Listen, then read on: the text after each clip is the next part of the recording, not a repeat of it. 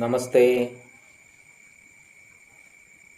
Sri Shankaracharya'S sadhanapanchakam. In these 5 verses, Shankara enumerates some 40 items that constitute the Vedantic sadhana. Ritualism can be a discipline only in the field of the many. Many means Dvaita.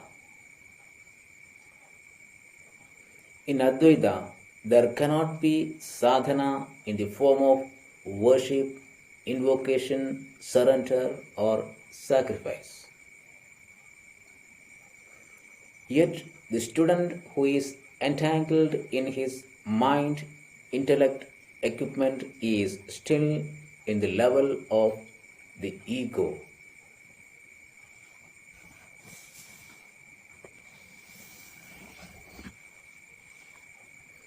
He is to be shown the path by which he can steadily raise his vision into the yonder, beyond the frontiers of the many, into the one self, the state of peace that passeth all understanding. Adi Shankara, in these 5 simple-looking verses, lovingly lists the ways and means which can readily be followed by all Vedantin students seeking direct experience of the divine state beyond the mind, the spring of consciousness. Any seeker who sincerely follows these pointers strictly will not miss his way and wander into the labyrinth of futile, self-defeating negative arguments and false conclusions. Adi Shankara shows here the great path to truth, the path that was trodden by the innumerable masters of the Vedas and the Upanishads. Sadhana Panchakam, verse 1. वेदो नित्यमधीयतं तदुदितं कर्मस्वनुष्ठीयतं तेनेशस्य विधीयतामपचितिः काम्ये मदिस्त्यज्यतं पापौघः परिधूयतं भवसुखे दोषोऽनुसन्धीयतम् आत्मेच्छा व्यवसीयतं निजगृहात् तूर्णं विनिर्गम्यतम्. Through this first verse, Adi Shankara says, study the Vedas daily, perform diligently the duties ordained by them, dedicate all those actions as worship unto the Lord, renounce all desires in the mind, wash away the hordes of sins in the bosom. Recognize that the pleasures of sense objects are riddled with pain. Seek the self with consistent endeavor. Escape from the bondage of home.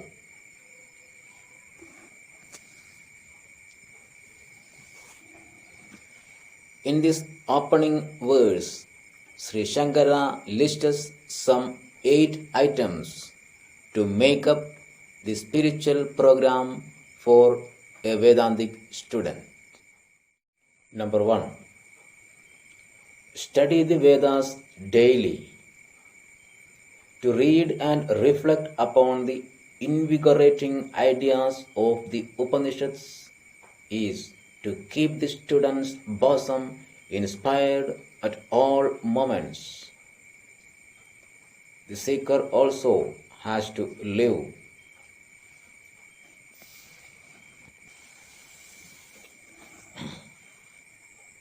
in this very same world of enchanting sense objects amidst other members of the community who are constantly living in indulgence. To live among such people amidst such objects which can and do actually give a temporary passing spurt of joy, and to deny them entirely and always is difficult unless the seeker's mind is constantly kept inspired by the larger vision of the higher essence of life. Scriptures alone are the exclusive literature that hold up the spiritual vision in a compelling language.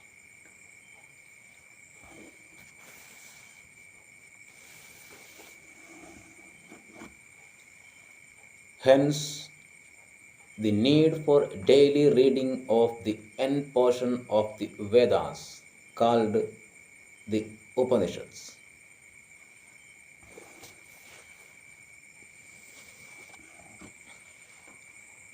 Number 2. Perform diligently the duties ordained by them. A passive study or even intelligent reflections alone are not sufficient in this subjective science. This must be followed by a dynamic involvement of the seeker's personality with these ideas in his everyday life.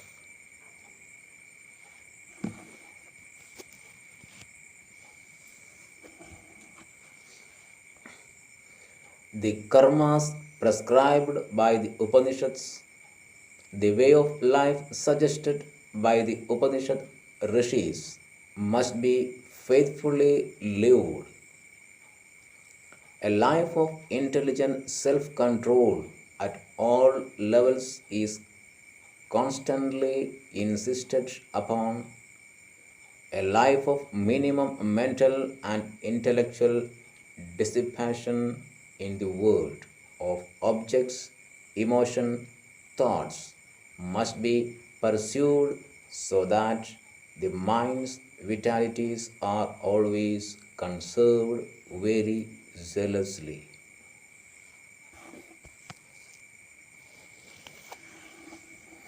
Number 3.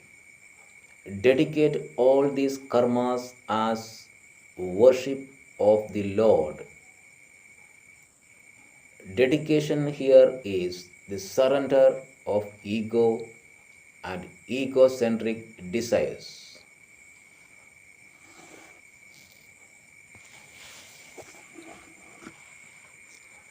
With a sense of God dedication. The idea of I and its selfish desires as I want are the factors in our inner personality that enhance the vasana deposits with us. Selfish actions bring about more and more mental hang ups. To surrender ourselves and our selfish desires at His altar and to work in the world is the simple way of liquidating and flushing out the accumulated tendencies, that means vasanas, the shackling of our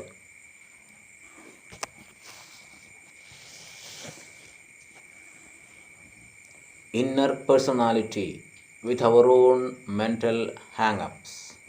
Number 4. Renounce all desires in the mind.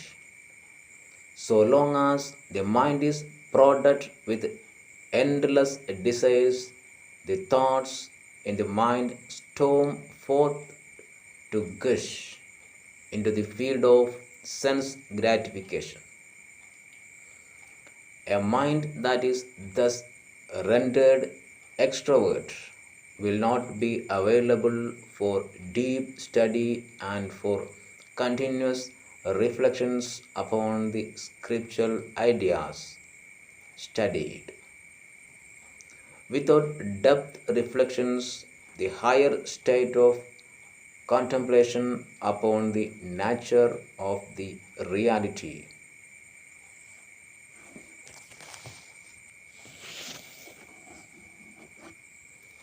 will be ineffectual, and so the student, even after years of honest efforts, may yet find himself disappointingly not progressing on the spiritual path.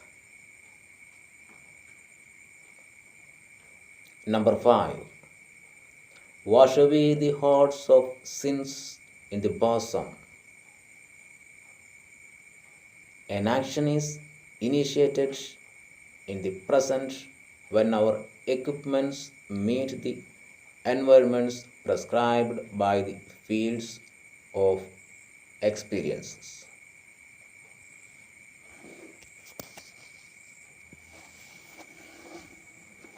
But no action can be considered as ended as soon as the physical contact has concluded. In time, the action exhausts itself in its results.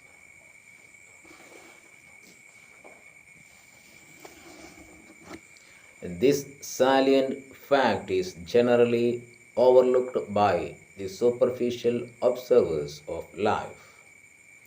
As an end product of every selfish act, a tendency is left in our personality, which promotes us to repeat similar acts. These tendencies, so accumulated from our past action, are called vasanas. These vasanas that create within more and more mental agitations and drag our attention out into the ever changing dance of the finite are called sins. Through selfless, dedicated actions performed with an inner personality sincerely God centered, these vasanas can be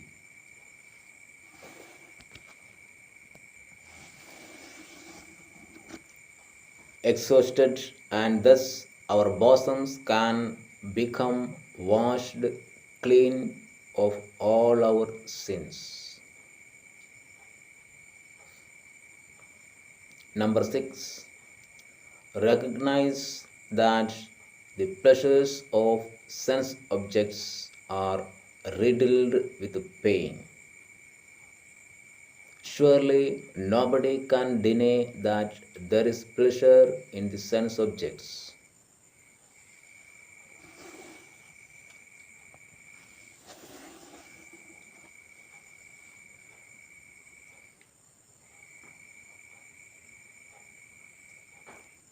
They certainly have satisfactory doses of joy in them.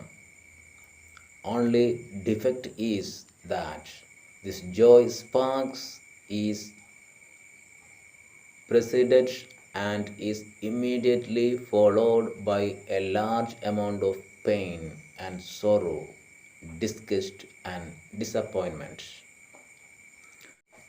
To acquire the objects and they create the conducive atmosphere for their enjoyments is a long chain of endless strife and struggle, at once every exhausting and extremely fatiguing.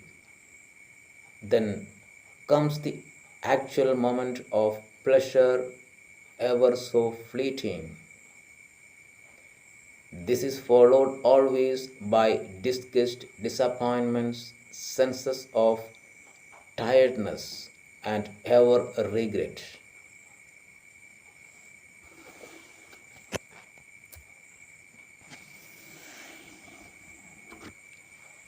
To recognize these is to realize that True and enduring joy is not in the sense indulgences.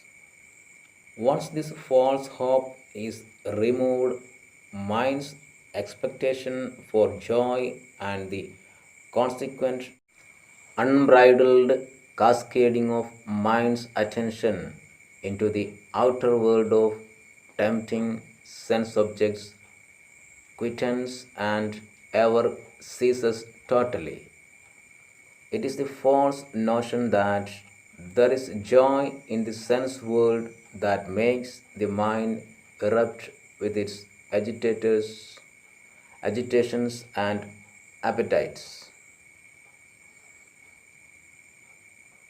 Number 7. Seek the self with a consistent endeavor. When once the mind is thus tamed from its wild and thoughtless onrush into the sense field of objects and is effectively curbed, please don't allow the mind to remain quiet.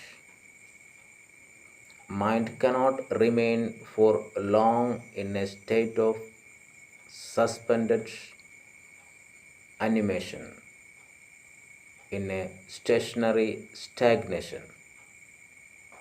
The mind,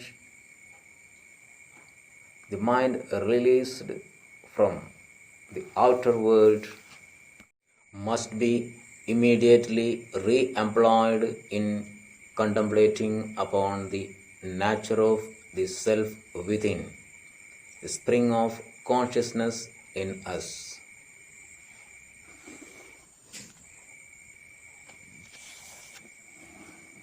Number 8. Escape from the bondage of home. Home is the safe shelter in which we remain and contact the world all around us. The equipment of matter constitute the home of the self now, from wherein we gather our experience during our constant transactions with the world outside. At this moment, in our identifications with our home, we behave as though we are a helpless physical, mental, and intellectual personality, a limited ego totally under the tyranny of our own body and its lusts, our mind and its passions, and our intellect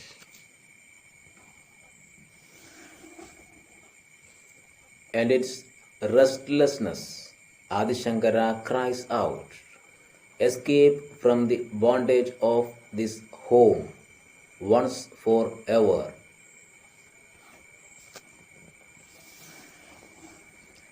End your ego sense and come to awake into the ampler field of the infinite consciousness, God consciousness.